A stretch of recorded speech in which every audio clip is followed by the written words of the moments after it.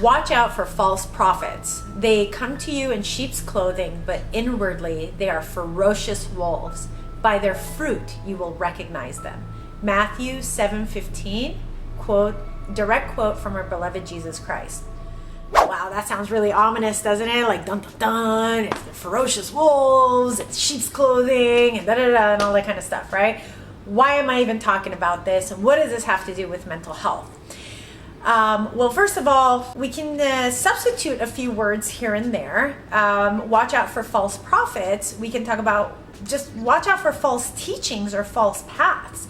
This is really important to learn because we're all consulting with the internet out there, following influencers out there, consulting ChatGPT, Dr. Google, learning from YouTube University, all that kind of stuff, right? And so there's a lot of content out there, a lot of people out there, a lot of information out there, and it's super, super confusing. And some of it is just bad information. A lot of it is false information, and depending what you're doing with it can be a bit dangerous out there. And so, the part where it says they come to you in sheep's clothing, we can look at it as look really safe, and but inwardly they are ferocious wolves. Not everyone has a good intention out there. And by their fruit you will recognize them. And what does that mean?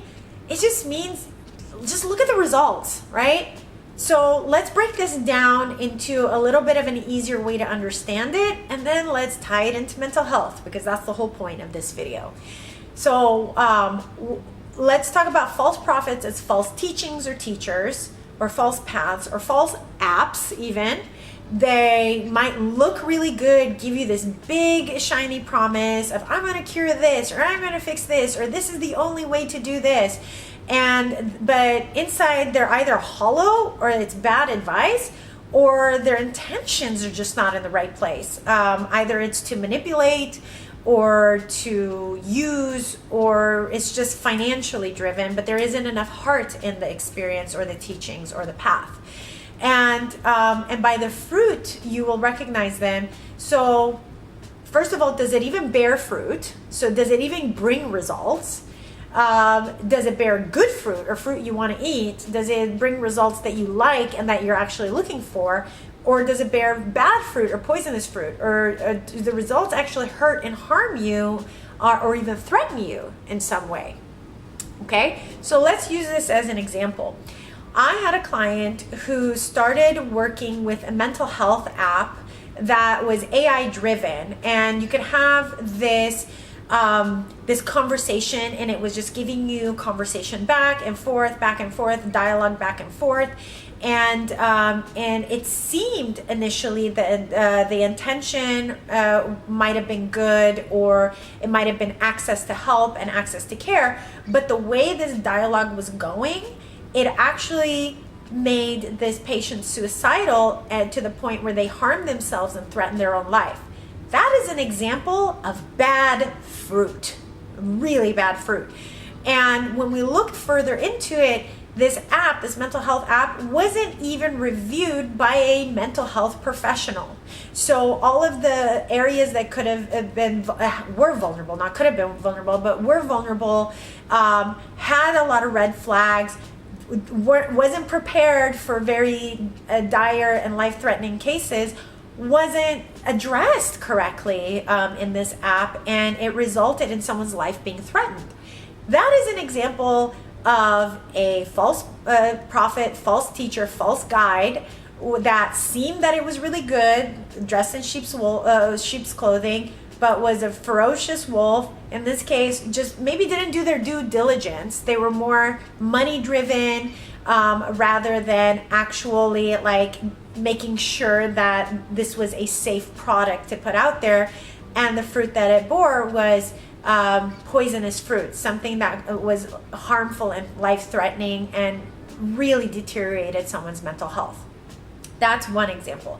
The other example is one of my clients, because I do also offer spiritual psychology work, because it's a big passion of mine. I believe psychology is only fully realized when you bring your spirit into it, and those who work with me are interested in spiritual growth, and so you watching this video clearly are as well. This client of mine, she is working with a spiritual coach outside of the mental health work that we're doing together. I use this teaching with her to just make sure she understands that this person, or the people in the spiritual community, they're all about love and light and guidance, and let's meditate and let's do these other spiritual type of practices, and changing their mindset. And I asked her to just kind of start with smaller steps with this person, just to see what results it brings. Ask questions, learn about this person's background, and see what results it brings in her life, and how trustworthy this person is. In this case, she took my advice. She had she worked with small intentions with this spiritual teacher, and she was starting to see progress up to a certain point. So the teacher was able to, or the guru in this case, I believe is Sanskrit or Hindi for teacher in that sense. So the teacher that she was working with was able to bring her up to a certain level, definitely helped her progress in her spiritual work beyond where she was at in step 1, but he was only able to take her to step 2 because that was his capacity. He wasn't able to take her to step 3, 4, and 5.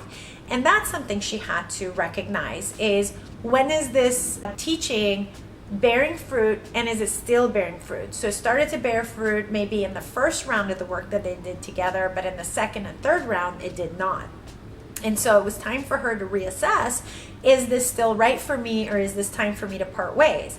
And that's the processing that her and I did, because she also had difficulty with attachment, and she had a hard time saying goodbye, and also trusting her own inner guidance or developing further in her spiritual teachings. Now, another example is my own journey. I'm clearly really into spirituality, as you can tell. I've done a lot of studies, and I've given a fair chance to a lot of different things out there. However, my foundation is the teachings of Jesus, and so that's why I've started this series with this spiritual series with my foundational work with the teachings of Jesus, because this teaching helped to make sure I didn't get lost in my spiritual journey, because I've done some pretty far out there things. For example, I've dabbled with plant medicines. I went from no psychedelics to ayahuasca, magic mushrooms, peyote, San Pedro, and finalized it with bufo, and that was the end of my plant medicine journey. I used these teachings to make sure that I don't get lost in this community, because it is a very enticing community to go into the psychedelic space. There's often a lot of good song and dance, and I love music and I love dancing, and I could get really enticed by it. But it helped this teaching to make sure, like, hey, is this a right path for you? Are these teachings right for you? Is this plant medicine approach right for you? False teachings, false prophets, or are these right teachings, right prophets? And I sat with it, and I learned about it, and I experienced it.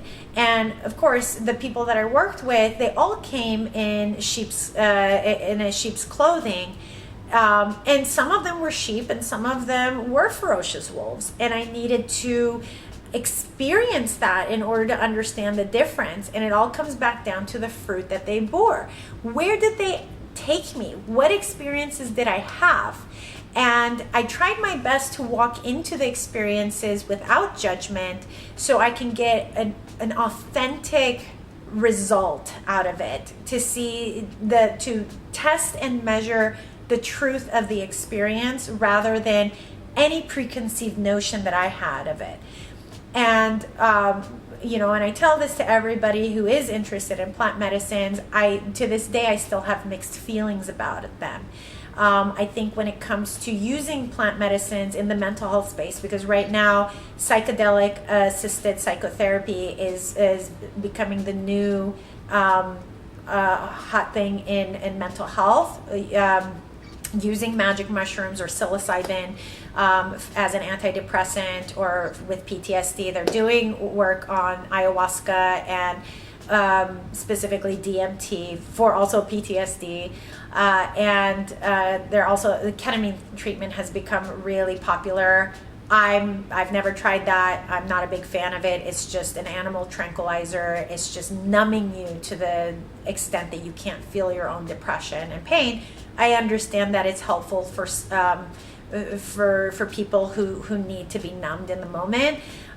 I'm just not an advocate of it, and I respect whoever is. It's just not something that I would ever recommend someone to do. And at the end of the day, you need to see, where does this take you? For example, I have had clients who've gone through ketamine treatment.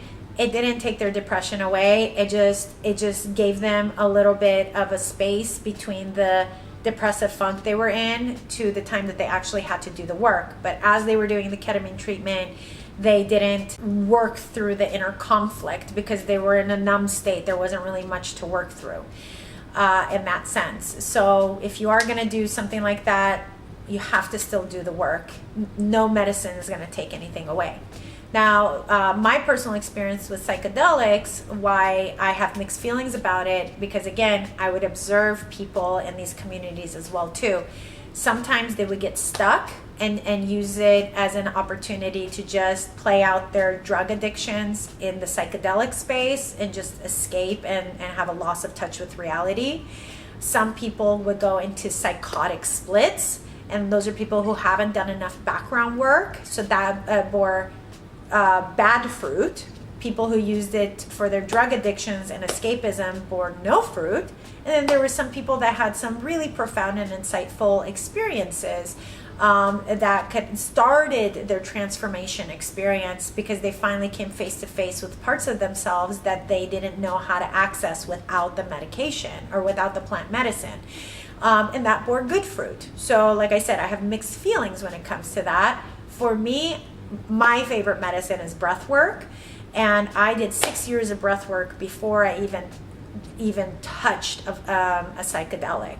So my approach would be, make sure you do some of your own internal trauma work before you dabble with psychedelics, because they can be helpful if you've already done some level of healing.